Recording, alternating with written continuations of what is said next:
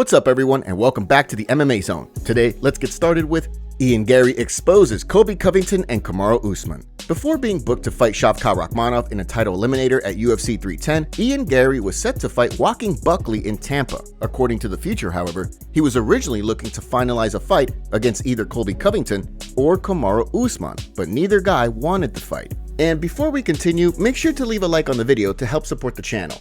On Monday, he talked about the situation on the Ciryl Helwani show. So I had many conversations back to back with the UFC through me, through my agents, through multiple contacts with the matchmakers. Initially, the goal was to line up a fight with Colby Covington. Again, it's no secret that he's been running. Then they went down the line and they looked. Let's look at Kamaru Usman. Kamaru Usman's words were literally the words I heard from the UFC, where Kamaru Usman wants nothing to do with you, as in he's just running as well. Now, Garry will have a chance to leapfrog many of the division's top contenders when he faces off with Shavkat Rakhmonov on the UFC's final pay-per-view card of the year. Even though he's coming off 3 straight decision wins, Garry is looking to pick up an early win in Vegas. You know what I would love? Here's my ideal scenario. I go out there December 7th and I take out Shavkat early. I come out there unscathed, uninjured, I get on the mic and I sit there and I say, hey, I could wait until next year when Belal Muhammad's back, or Dana Hunter UFC. I could walk my all the way down to Florida and I could beat the bollocks out of Colby Covington for 25 minutes and I can prove how good I am next week, because that man talked a lot, but he's not willing to back it up. That would be my ideal. I would love to beat Shavkat and the following week fight as the main event in Tampa and bury Colby Covington and leave him and done in the octagon, never to be seen again. Given that many fans expected Kamaru Usman to step in to fight Shavkat Rakhmonov before the UFC finalized a short notice bout with Garry, the former champion has been on the receiving end of some criticism, with people saying that he's afraid of fighting Shavkat because he turned the fight down. During the latest episode of the Pound for Pound show, Usman fired back. I'm seeing online people go, oh, you scared? You ducked him? You scared? I'm like, what? What? Exactly. I'm like, wait, what? This is the same sentiment that I feel like people are doing to Jon Jones. It's just like when people where you're fans or fans of a fighter don't get their desired wish that they want, that's the fight I want. Then it's like, oh no, that guy must be scared because he didn't take the fight. Like, guys, shut up. Shut up. Yeah. We step in there each and every time. I have 25 or 22 or 25 fights. I don't know how many fights, but you think everyone, oh, you scared? Yeah, okay. World champion and defending belts time and time again. Oh, he's scared. Yeah, shut up. Just because you didn't get what you wanted. Yeah. Guess what? It's like your mom telling you, no, you can't have that toy today. You know, you can't have that toy, so shut your mouth. Instead, we got a banging fight. We've got Shavkat Rakhmonov taking on Garry. So far, no word on when the former champ will be back in action. Aljamain Sterling and Movsar Evloev break silence on prelim fight. Even though Aljamain Sterling is a former champion and his fight with Movsar Evloev could very well crown the next #1 contender at featherweight, the fight isn't going to be on the pay-per-view portion of this weekend's card. The latest bout order has the two throwing down on the prelim card, and not even as the main event of the prelims. During a video for his YouTube channel, the former champion reacted to being on the prelims instead of the main card, saying that he's a main card fighter. I was a little confused by it, of course. I guess they have their rhyme or reason for what they do, the UFC brass, and it is what it is. At the end of the day, it's not my organization. I don't call the shots. I just go out there and compete, and it's up to me to go out there and prove these guys wrong that, hey, we are and I am a main card fighter.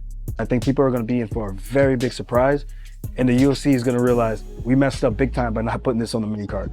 Movsar Evloev also weighed in on social media, writing, guys, my fight will be broadcasted on ESPN. Way more people will watch my fight than on the pay-per-view. I don't even care if I'm the first fight of the night. I get paid the same. All my life, I worked hard to earn things. Nothing was ever given to me. The winner of the fight will likely wind up being next in line for a crack at the title after Alexander Volkanovski gets his rematch with Ilia Topuria. However, with Diego Lopez waiting in the wings, there's also a chance that the winner could be on a collision course with Lopez to decide the #1 contender spot. Dricus Du Plessis responds at Khamzat's tweet of the president and then tagging DDP. Dricus replied showing a man's mouth smiling, and to be honest, we have no clue what this means, but it does seem like Dricus is ready to take on Khamzat as his next opponent.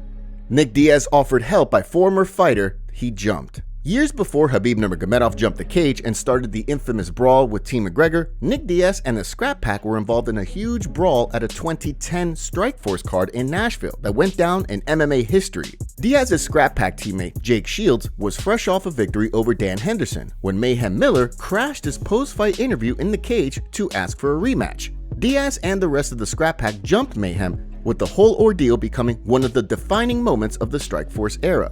Now, all these years later, Mayhem is looking to help Diaz out amid rumors that the fan favorite is battling addiction. During an interview with Helen Yee, Miller weighed in. "We all saw what we saw. I won't dwell on it too bad, but I think that people in Nick's life need to gather around. Anybody who ever made some money off him needs to come circle around and help this guy out. We had our beef or whatever since we were kids, but that doesn't stop me from extending a helping hand to this guy if he needs it.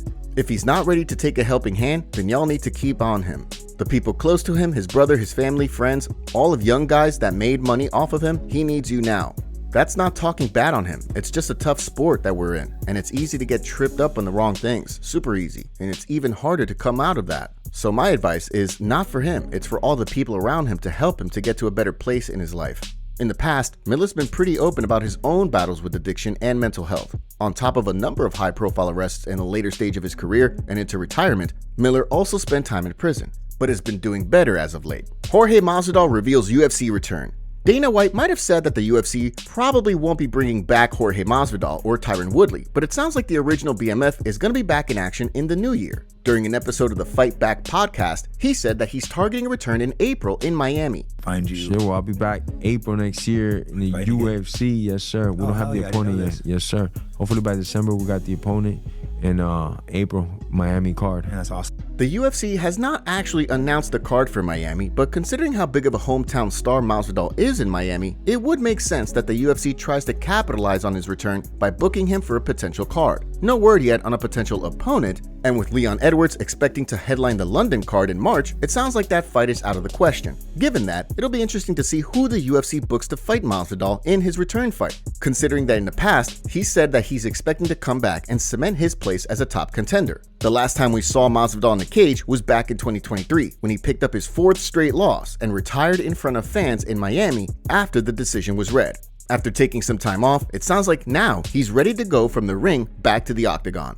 Ciryl Gane praises Jon Jones as the GOAT. There might be a ton of debate about whether Jon Jones is the current pound-for-pound king, but it sounds like Ciryl Gane doesn't think there's much of a debate as to whether or not Jones is the greatest fighter of all time. During an appearance on the Ariel Helwani show on Monday, Ciryl Gane weighed in on Jones' spinning back kick knockout win over Stipe Miocic, saying he wasn't surprised by how dominant the champ looked. Jon Jones is the GOAT, so it was perfectly normal to have this kind of result that yes, Stipe is a beautiful fighter, he did very well during his career and is one of the best of the division for sure, and he proved it. But yeah, I know Jon Jones is a real GOAT, he's really smart during the fight, and he knows what he must do.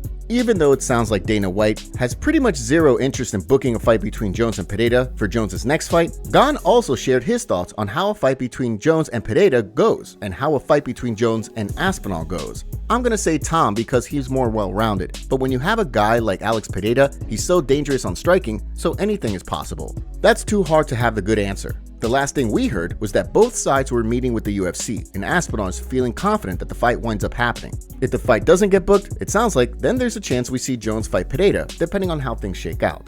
Belal Muhammad rips Ian Garry and Shavkat Rakhmonov. Before being forced off this weekend's card, Belal Muhammad was set to fight Shavkat Rakhmonov for his first title defense. Now, with the Nomad fighting Ian Garry in the co-main event, Muhammad's most likely going to be defending his title against whoever wins the fight on Saturday. Leading up to the bout, Muhammad took to social media after doing some film study to weigh in on both fighters. These last 6 weeks, I've been watching a lot of tape and studying both these guys, and my official unbiased breakdown is that I break both of them. He also posted a pretty big update on his health, revealing that he's been cleared to start working out again after battling a bone infection. We are officially cleared to start working out again. Bully B also revealed that he's going to be in attendance on Saturday night when Rakhmonov and Garry throw down for the #1 contender spot in Las Vegas. Given that, it'll be interesting to see if the UFC brings him into the cage for a post-fight stare-down with the winner to hype up a fight next year. The MMA community goes off on Dana White for using an OnlyFans girl to promote a new giveaway for Power Slap. Dana tweeted saying, "Jelly Bean is giving away this McLaren 600 LT Spider for free.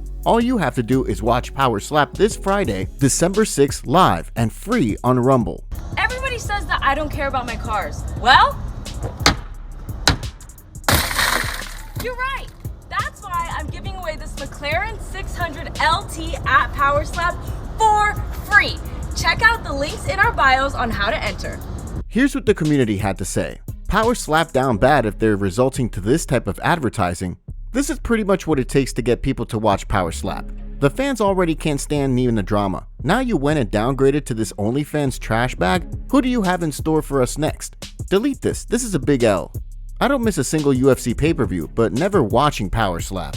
Don't even dare to use these of women for advertising the UFC pay-per-view. I watch every UFC and every video of you gambling, but I won't watch Power Slap. Not my thing. I say move on to your next creative idea. We're here waiting to see what's next. Power Slap must be doing big numbers for you to be bribing with the supercar and this OF. Dana, she's a girl that's using you to market to other men. She's making more off this transaction than you are. Dana White out here trying to thirst trap people into watching Power Slap.